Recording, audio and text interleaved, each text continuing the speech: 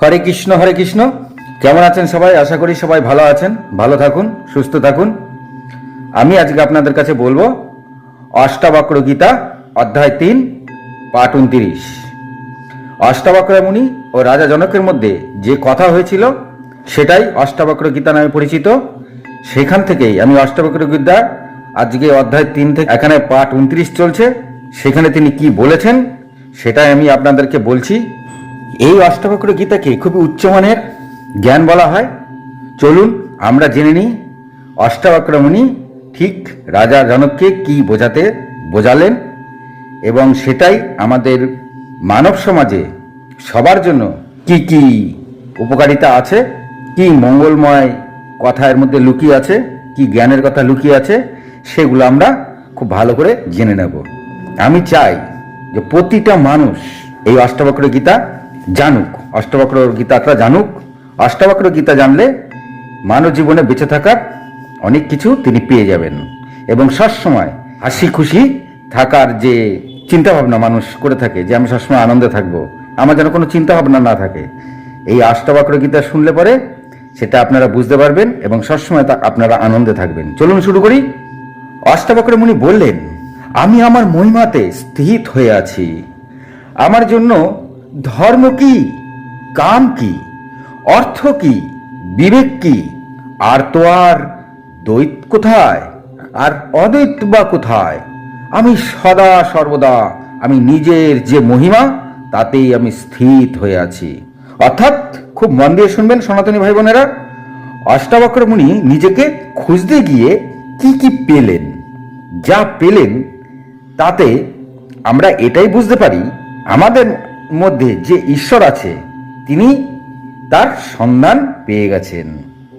আমাদের সকলের মধ্যে ঈশ্বর যে বসবাস করেন তাকেই জানতে হবে। আর মুনি অষ্টাবক্র যখন বুঝলেন তখন দেখলেন ধর্ম নিয়ে যিনি চলেন তিনিও আমার, আর যিনি ধর্ম মানেন না তিনিও আমার। তাই অবাক হয়ে তিনি নিজের মহিমাতে মোহিত হয়ে থাকেন। কারণ নিজের মধ্যে যা আছে ওই ধর্ম যিনি মানছেন তার মধ্যেও সেটাই আছে, আর যিনি মানছেন না তার মধ্যেও সেটাই আছে। যার প্রতি কাম জাগে সেও একই ব্যাপার, মানে তার মধ্যেও সেটাই আছে। যিনি অর্থবান, প্রচুর অর্থ বা ধনবান, তার মধ্যেও সেটাই আছে। আরে এ তো সবার মধ্যেই সেই একই ব্যাপার রয়েছে। আর যিনি দরিদ্র তার মধ্যেও তাই আছে। যার টাকা পয়সা নেই, ধন দৌলত নেই, একদম গরিব, তার মধ্যেও তিনি দেখলেন তাই আছে। যিনি বিবেকহীন মানুষ, আরে তার মধ্যেও তো তাই আছে। আর যার বিবেক আছে তার মধ্যেও সেই একই ব্যাপার রয়েছে। কি আশ্চর্য! তবে তিনি কাকে ভালো বলবেন আর কাকেই বা মন্দ বলবেন? তবে তিনি কাকে সঠিক আর কোনটা বেঠিক সেটাও তিনি বলবেন। কি করে বলবেন? তিনি তখন নিরুত্তর হয়ে যান। তাই তো তার কাছে ধর্ম, অর্থ, কাম, বিবেক কিংবা দ্বৈত অদ্বৈত কি কোনো কিছুর কোনো মানেই থাকে না। তাই তো তিনি নিজের মধ্যেই নিজে তৃপ্ত থাকেন। তারপরে অষ্টাবক্র মুনি বললেন, আমার জন্য ভূত, ভবিষ্যৎ, বর্তমান সমস্ত রূপী কাল এগুলির কোনো মানে নাই। আমার জন্য আত্মা, অনাত্মা, শুভ অশুভ, চিন্তা এবং অচিন্তার এসবের অস্তিত্ব কোথায়? হরে কৃষ্ণ খুবই স্পষ্ট করে দিলেন এখানে অষ্টাবক্র মুনি। আত্মা থাকলেও তার মধ্যেও আমি আছি, না থাকলেও তার মধ্যে আমি আছি।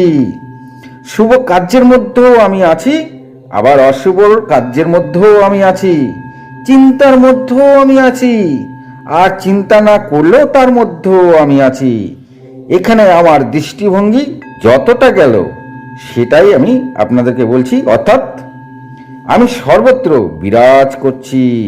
যা দৃশ্যমান সেখানেও, আর যা দৃশ্যমান নয় অদৃশ্য সেখানেও, যেখানে অন্ধকার সেখানেও, আবার যেখানে আলো সেখানেও, আবার ঘুরিয়ে যদি বলি যা যা চিন্তা করি সেখানেও আমি আছি। আর যা চিন্তা করতে পারি না, মানে যা চিন্তার বাইরে বা আমাদের চিন্তার মধ্যেই আসতে পারে না, মানে চিন্তার উপরে রয়েছে, চিন্তার ঊর্ধ্বে, সেখানেও আমি আছি। যেমন শাস্ত্রের অনেক জায়গায় আছে শূন্য বলে কিছু নাই, যাকে আকাশ বলা হয়। ওই শূন্য যেখানে আলোর প্রকাশ ঘটেছে তাকে ভরাট বলে, আর যেখানে আলো নাই তাই তাকে শূন্য বলা হয়। কিন্তু তা শূন্য নয়, তাকে যদি আলোর প্রকাশ ঘটে, মানে যেখানে অন্ধকার রয়েছে সেখানটা আমরা বলি এই জায়গাটা শূন্য, আর যেখানে ভরাট আছে সেই জায়গাটা বলি এই জায়গাটা ভরাটই আছে। কিন্তু শূন্য বলে কিছু নাই, মানে যেখানে শূন্য আছে সেখানে আলোর প্রকাশ ঘটে নাই, কিন্তু সেখানেও আমি আছি। তাকে যদি আলোর প্রকাশ ঘটানো হয় ওই অন্ধকার জায়গায়, তবে তাও ভরাট হয়ে যাবে। অর্থাৎ যা ভরাট তার মধ্যেও যে তত্ত্ব আছে, আর ওই সম্পূর্ণ বিশ্ব ব্রহ্মাণ্ডে যেখানে খালি বা শূন্যস্থান বলা হয় সেখানেও ওই একই তত্ত্ব আছে, শুধু সেখানে আলোর প্রকাশ নাই, তাই সে শূন্য বলে মনে হয়। তত্ত্ব একটাই। হরে কৃষ্ণ হরে কৃষ্ণ। খুব মন দিয়ে শুনবেন সনাতনী ভাই বোনেরা।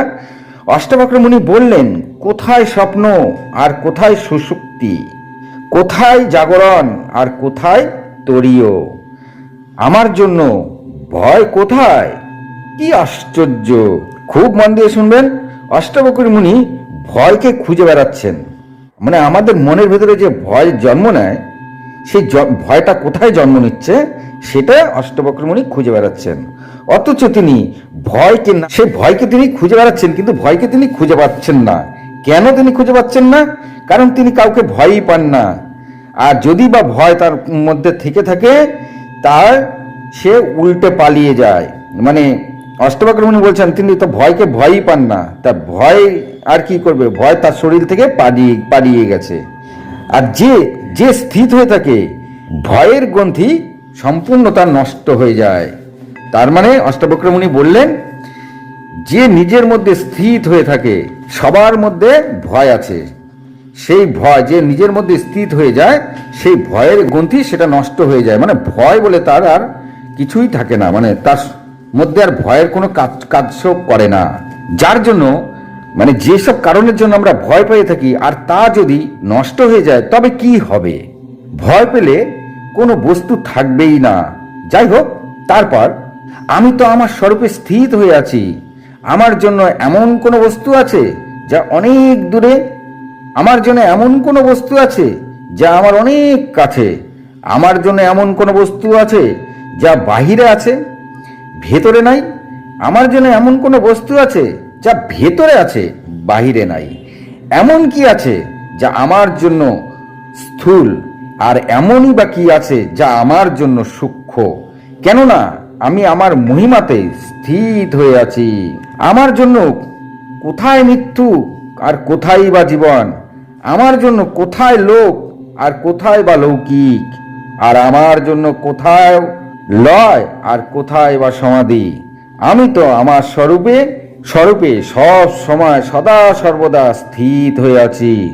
অর্থ ধর্ম কাম এসব কথা বলা বন্ধ করে যোগের কথা মন দিতে হবে। এসব কথার কোনো আবশ্যকতা নাই। আর বিজ্ঞান, এই বিজ্ঞানের কথাও অনেক বড় হয়ে গেছে। এরকম ভাবে থাকো, ব্যাস আমি তো আমার স্বরূপে স্থিত হয়ে আছি। মানে নিজের স্বরূপে স্থিত হয়ে থাকতে বলছেন অষ্টাবক্র মুনি। তাতে অর্থ ধর্ম কাম এসব কি, এসব কথা বলার কোনো মানে নাই। তাই তিনি বললেন, এসব বন্ধ করো। আমার এই নির্মল স্বরূপে পঞ্চভূত কোথায়? মানে আমাদের যে শরীর তা পঞ্চভূত দিয়ে সৃষ্ট, আর পঞ্চভূত আমরা মৃত্যু পরে আমাদের শরীর আবার পঞ্চভূতে মিলিয়ে যায়। তাই অষ্টাবক্র মুনি এখানে বলছেন যে আমি যখন আমার মধ্যে স্থিত হয়ে আছি তখন এখানে পঞ্চভূত আর কোথায়, আর দেহই বা কোথায়, আর ইন্দ্রিয়ই বা কোথায়, মনই বা কোথায়, অথবা শূন্যই বা কোথায়, আর নিরাশা কোথায়? আমি সদা সর্বদা নির্দ্বন্দ্ব হয়ে আছি। কোথায় শাস্ত্র আর কোথায় আত্মবিজ্ঞান? কোথায় মনের মধ্যে থাকা নির্বিষয়তা আর কোথায় বা তৃপ্তি? আমার জন্য কিসের তৃষ্ণা? আমি তো তৃষ্ণা থেকে রহিত হয়ে আছি। আমার স্বরূপে বিদ্যা কোথায়, কিংবা অবিদ্যাই বা কোথায়? আর অহম তাই বা কোথায়? ইদম এও বা কোথায়? মমতাই বা কোথায়? আর বন্ধনই বা কোথায়? তবে আমার জন্য মোক্ষই বা কোথায়? এগুলির যদি কোনো রূপ থাকে তবে তাই বা কোথায়? হরে কৃষ্ণ। খুব মন দিয়ে শুনলেন সনাতনী ভাই বোনেরা। অষ্টাবক্র মুনি বলেছেন মোক্ষ আমরা চেয়ে থাকি, তার রূপ কি, মানে মোক্ষ দেখতে কেমন তিনি বলতে চাইছেন, রূপ আকার তিনি দেখতে কেমন।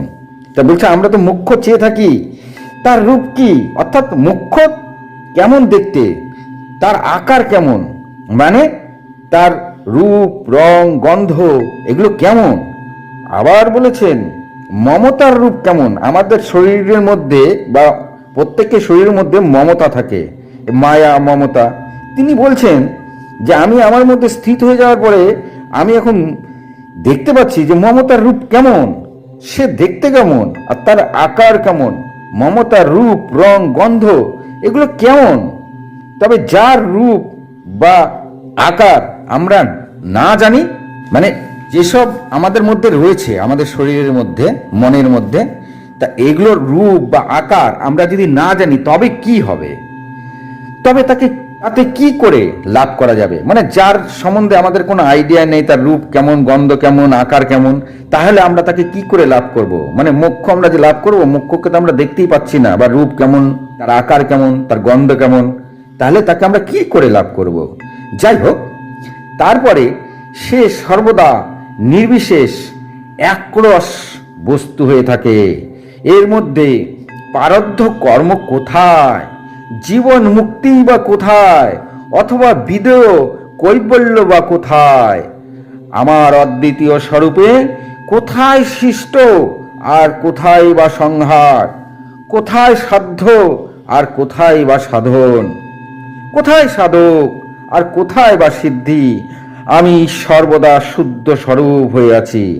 আমার মধ্যে না প্রমাতা আছে আর না আছে প্রমাণ, না প্রমেয় আছে আর না আছে প্রমা, না কিছু আছে আর না কিছু নাই। হরে কৃষ্ণ। অষ্টাবক্র মুনি যা বলছেন ঠিক তেমনই কথা আমরা ভাগবত গীতায় পেয়েছি। স্বয়ং শ্রীকৃষ্ণ ভগবান তিনি এই ঠিক একই রকম কথা বলেছেন, শুধু বাক্যটা একটু অন্যরকম। ভগবান কৃষ্ণ বলেছেন আমি সব কিছু, আবার আমি কিছুই না। আমার মধ্যে সব কিছু আছে, আবার আমার মধ্যে কিছুই নাই। একইভাবে মুনিও, অষ্টাবক্র মুনিও ঠিক সেম কথা বলেছেন, একটু অন্যরকম ভাবে। নিজের মধ্যে নিজে স্থির থাকলে একই ব্যাপার হচ্ছে, আমার মধ্যে সব কিছু আছে, আবার আমার মধ্যে কিছুই নাই। আমি সব কিছু, আবার আমি কিছুই না। না কিছু আছে আমার, আর না কিছু নাই আমার। এমন কিছু কি আছে যা আমার নেই, আর এমন কিছু কি আছে যার মধ্যে আমি নেই? হরে কৃষ্ণ হরে কৃষ্ণ। খুবই উচ্চমানের কথা। ভালো লাগলে লাইক কমেন্ট শেয়ার করবেন। আজকে এই পর্যন্তই দিচ্ছি, কালকে পরবর্তী ভিডিও কাল রাত্রি 8টার পরে দেব। আমি এখানে শেষে একটা কথা বলতে চাই যে আমাদের হিন্দু ধর্মে পুজো পার্বণ মানেই ম্যাক্সিমাম ইয়াং জেনারেশনে, সবাই না, কিছু তো আছে যারা মদ না খেলে তাদের বেশ পূজাটাকে ফেস্টিভ্যাল বলে মনে হয় না। আমি তাদেরকে অনুরোধ করব আপনারা এই পুজো পার্বণের দিন মদ খাওয়াটা বন্ধ করুন। অনেক আছে পুজো পার্বণের দিন মাংস খান, বাড়িতে ভালো ভালো খাবার খান, কিন্তু হিন্দু শাস্ত্রের অনুসারে পুজোর দিনকে নিরামিষ খাওয়ার নিয়ম, যেগুলো থেকে আমরা এতটাই দূরে চলে গেছি যে এখন আমি বললেও কোনো কাজ হয় না এতে, কিংবা তর্ক লেগে যায়। আমার বিশেষ অনুরোধ, ধর্মকে বাঁচিয়ে রাখতে গেলে আপনারা পুজো পার্বণের দিন মাছ মাংস খাবেন না, মদটা খাবেন না। আপনি খাবেন সেটা সম্পূর্ণ আপনার ব্যাপার, সেটা ওই দিনগুলি বাদ দিয়ে দিন, এটা আমার অনুরোধ। যাই হোক, ভালো থাকুন, সুস্থ থাকুন, নমস্কার।